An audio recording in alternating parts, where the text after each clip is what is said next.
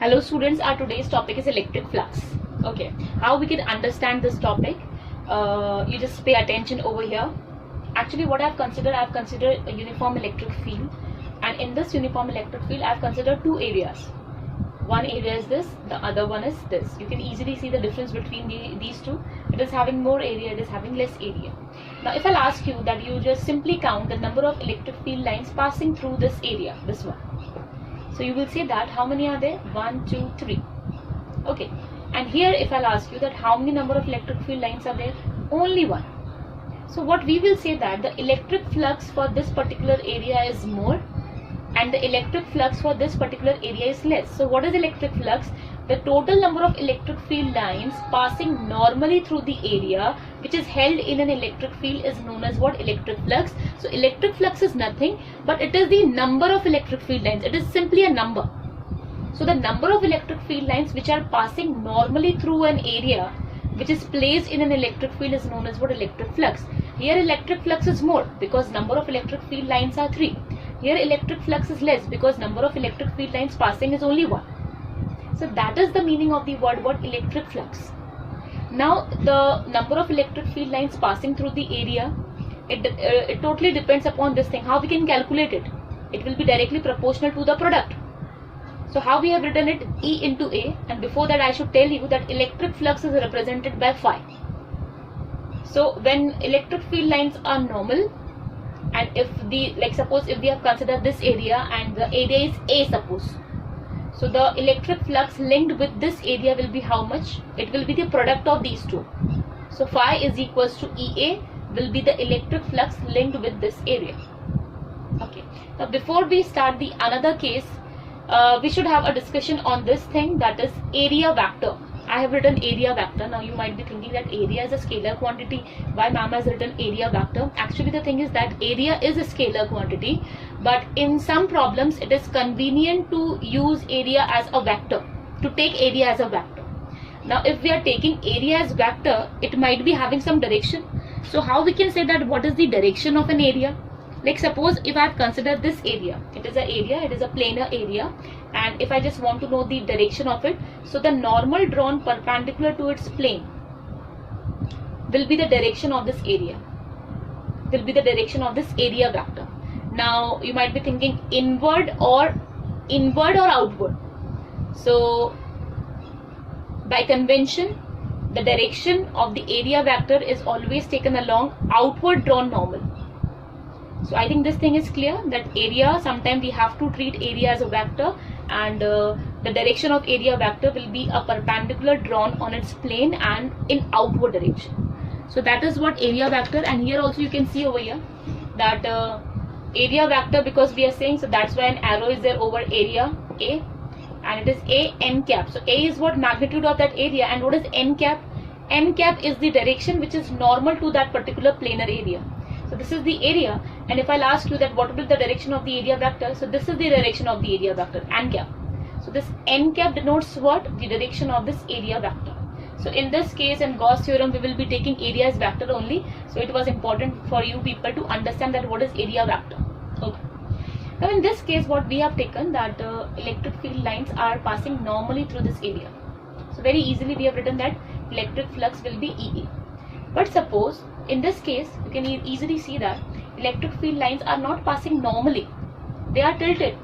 They are at some angle.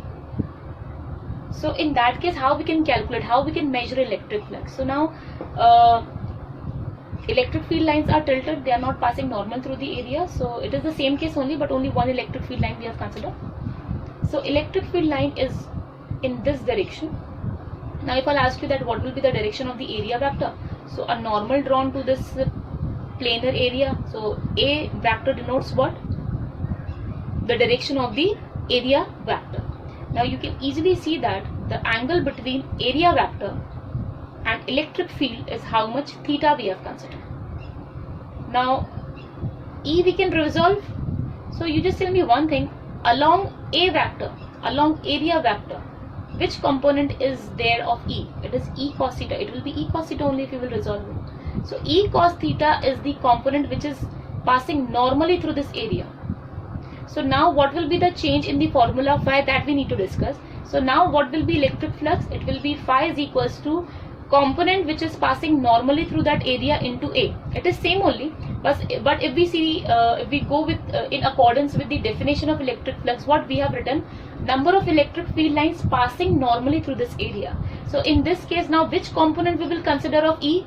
The component which is passing normally through this area, and that component is what? E cos theta. So that's why we have taken this component. So it will be E cos theta into A.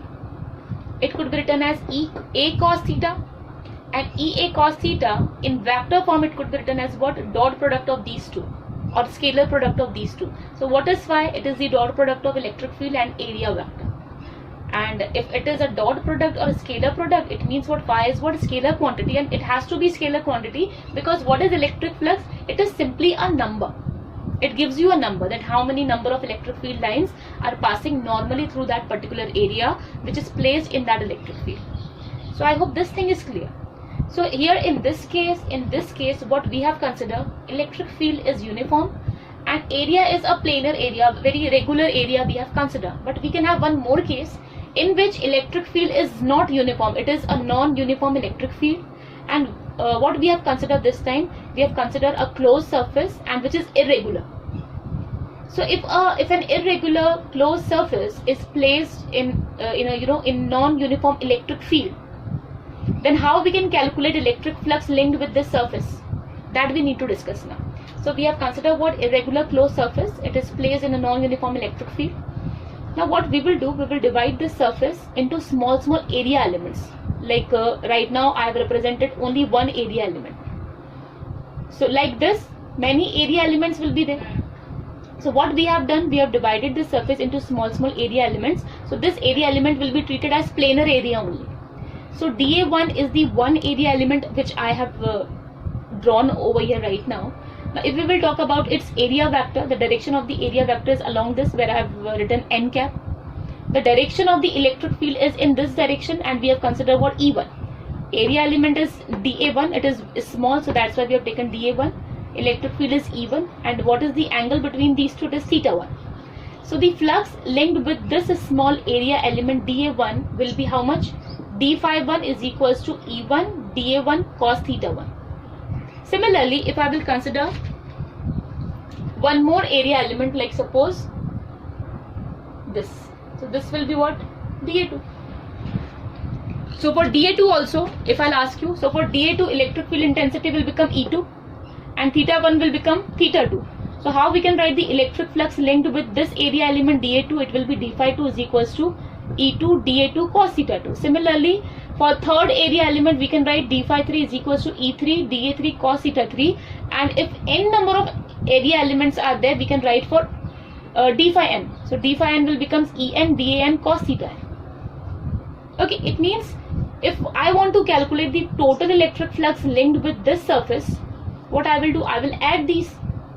So the total electric flux is represented by phi is equals to summation of all these phi's. So it will be d phi 1 plus d phi 2 plus till d phi n if n number of area elements are there. So in summation form, how I can write it? This will change into EI, this will change into DAI, this will change into cos theta I, and what will be the limit? I is equals to 1 to n, because how many number of elements we have considered? N number of elements we have considered. Now the thing is that if suppose number of area elements are infinite and this dA, this area element is very small, very small. So in that case we can say that the above sum approaches a surface integral taken over the closed surface area. Now we will enter word calculus. So we know this thing, whenever we talk about summation we can talk about integration. So what we are saying, if number of area elements, if they are infinite and if they are very small in size, so we can talk about integration instead of summation.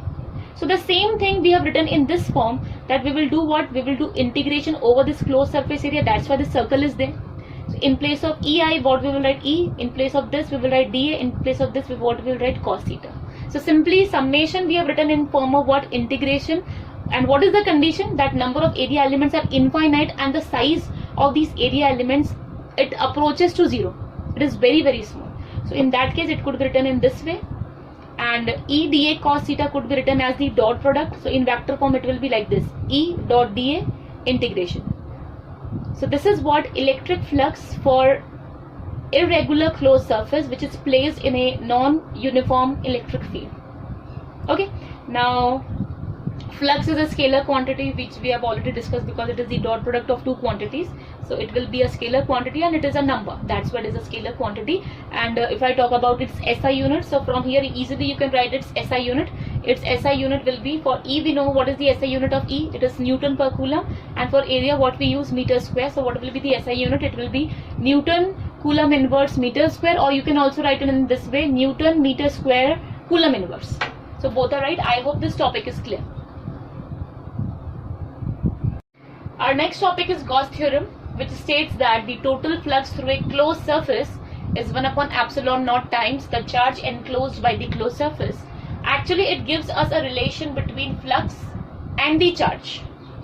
What is the condition? That a closed surface should be there, and inside that closed surface a charge should be there.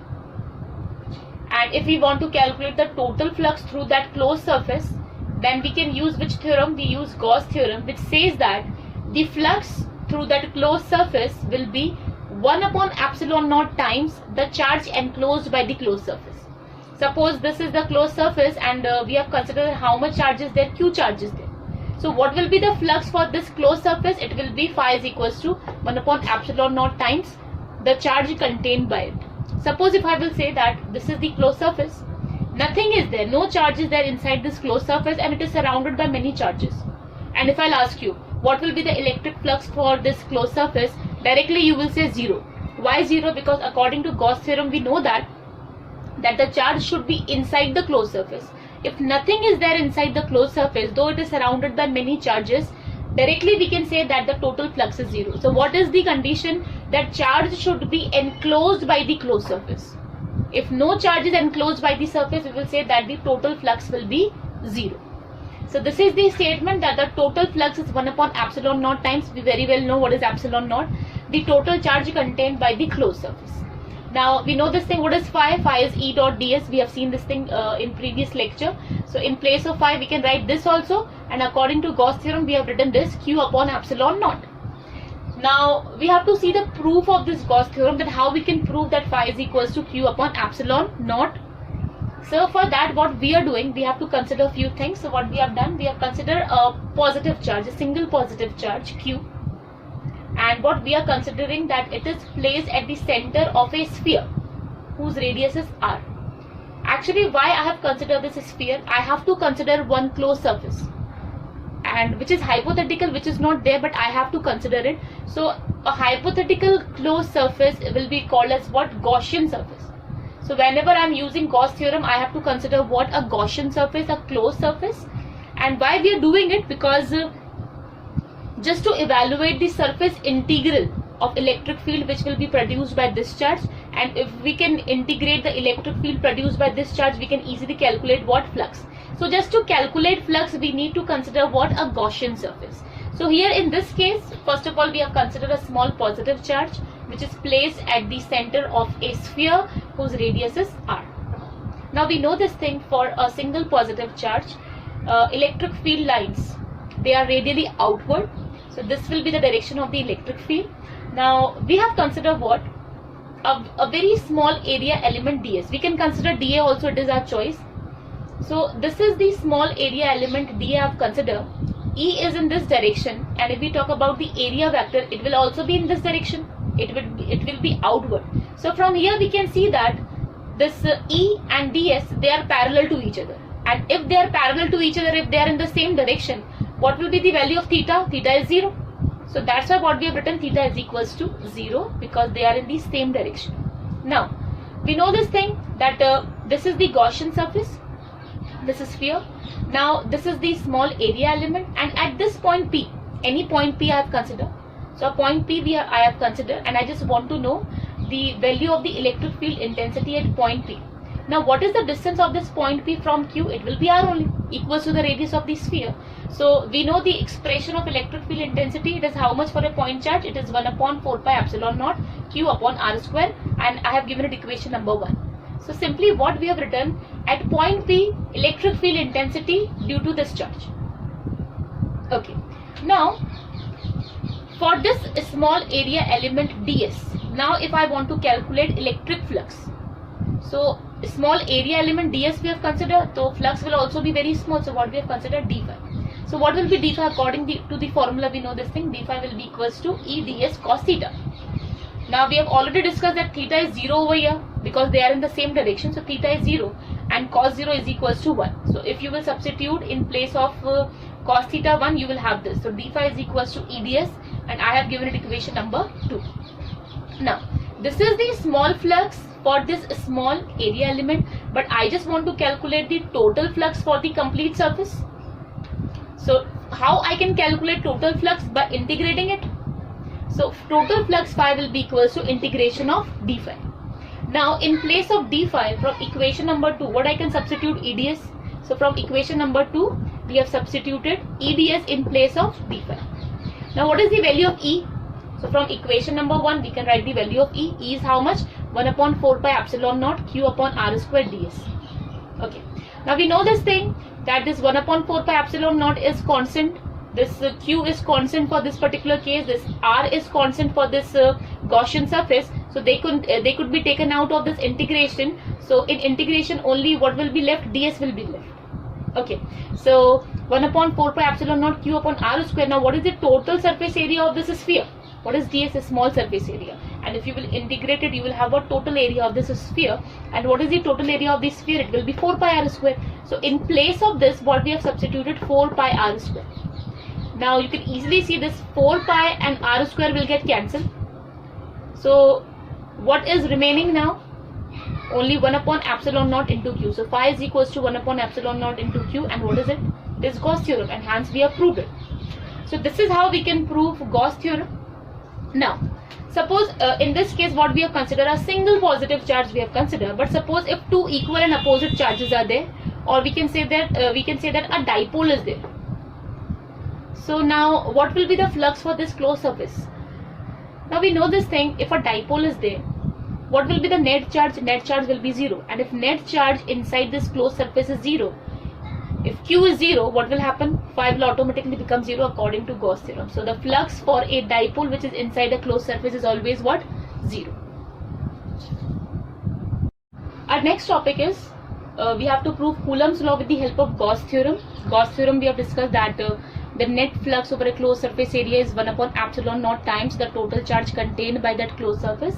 And so we have to prove Coulomb's law with the help of Gauss theorem. Coulomb's law also we know that the force of attraction or repulsion between two charges is directly proportional to their product and inversely proportional to the square of the distance between them. And in mathematical form we say that F is equals to 1 upon 4 pi epsilon naught Q1 Q2 upon R square. So that we need to prove with the help of what? Gauss theorem. So the proof is here. So for this proof, what we have considered, an isolated positive charge we have considered, and a Gaussian surface we have considered, that is a sphere whose radius is r, and this Q is placed at the center of this sphere.